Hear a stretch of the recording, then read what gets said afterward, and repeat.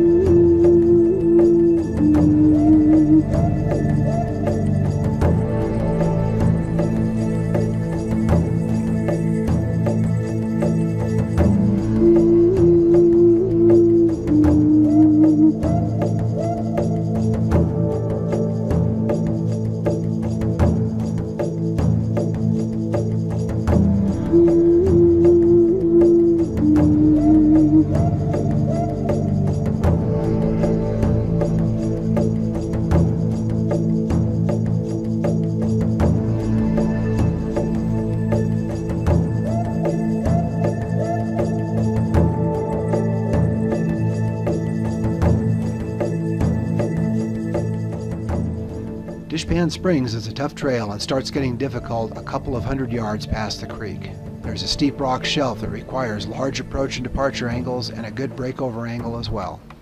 This was our first try here, and I had concerns about the Xterra. It has a 2-inch lift and 33-inch Hankook mud terrain tires and a decent approach angle, but the departure angle and ground clearance leave a lot to be desired. Clearance is made worse with the independent front suspension, which would be a problem later in the boulders. But here, it's the departure angle I'm worried about. Dave's Jeep zipped up the steps easily. He got out to spot for me.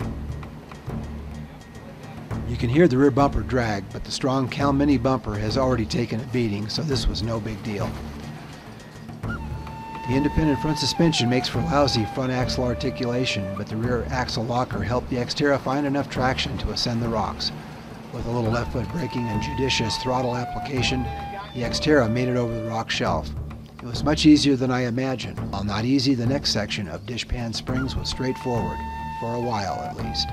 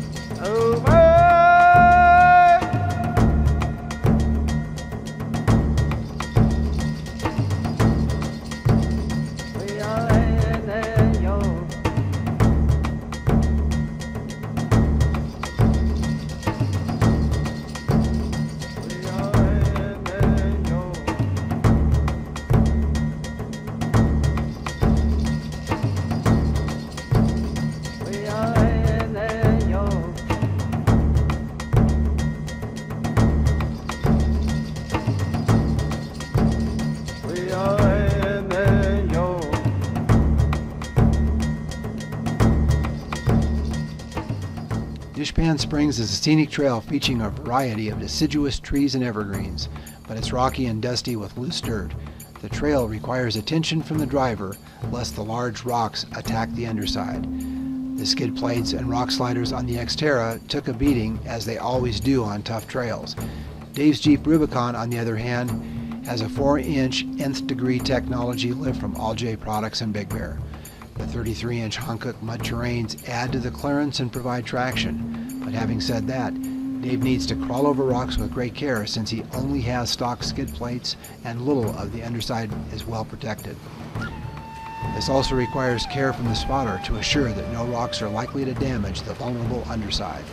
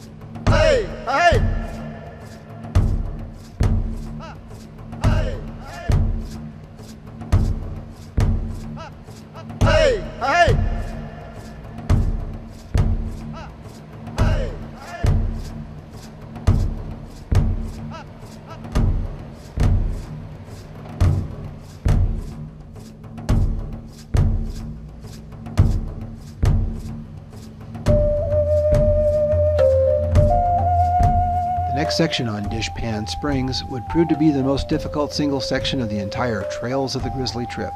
It took a while, requiring patient driving, precision steering, gentle throttle application, and accurate spotting.